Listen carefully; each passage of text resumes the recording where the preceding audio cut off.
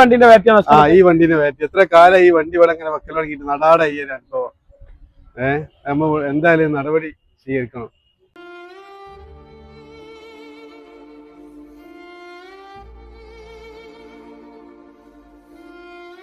അപ്പൊ നമ്മളെ ഈ നെല്ലിക്കാപ്പറമ്പാണ് ഈ ലൊക്കേഷൻ വരുന്നത്. നമ്മൾ അരീക്കോട് മുക്കത്ത് പോകുമ്പോൾ നെല്ലിക്കാപ്പറമ്പ് പറഞ്ഞ സ്ഥലം. അപ്പൊ ഈ വണ്ടിന്റെ ബാറ്ററിയാണ് ഇപ്പൊ നഷ്ടപ്പെട്ടത്.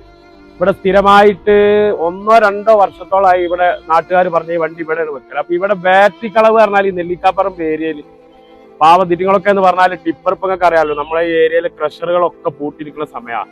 ഈ സമയത്ത് രാവിലെ സമയങ്ങളിലൊക്കെ ആയിട്ട് സ്കൂൾ വണ്ടികളിലൊക്കെ പോയി വൈകുന്നേരം പിന്നെ കിട്ടുന്ന സമയങ്ങളിൽ ഇങ്ങനെ ഓട്ടം ഉണ്ടാകുമ്പോൾ അതിനനുസരിച്ച് പോകും. അപ്പൊ ഇന്ന് രാവിലെ വന്ന് നോക്കുമ്പോൾ ആ വണ്ടിന്റെ ബാറ്ററി ഇല്ല.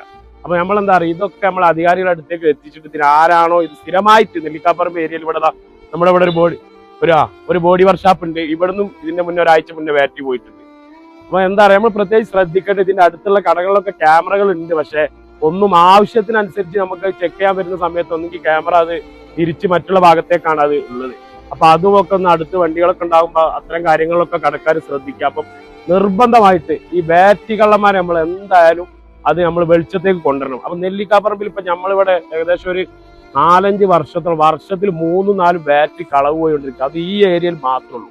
അപ്പൊ അതിന് കർശനമായൊരു നടപടി എന്തായാലും നിർബന്ധം, അത് നമ്മൾ എടുത്തിരിക്കണം.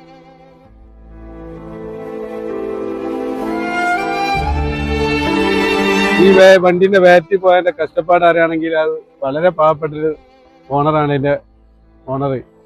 നമുക്ക് എന്തെങ്കിലും ഇതിന് പരിഹാരം കാണണം. ഇനി സംഭവം ഉണ്ടാകാൻ പാടില്ല.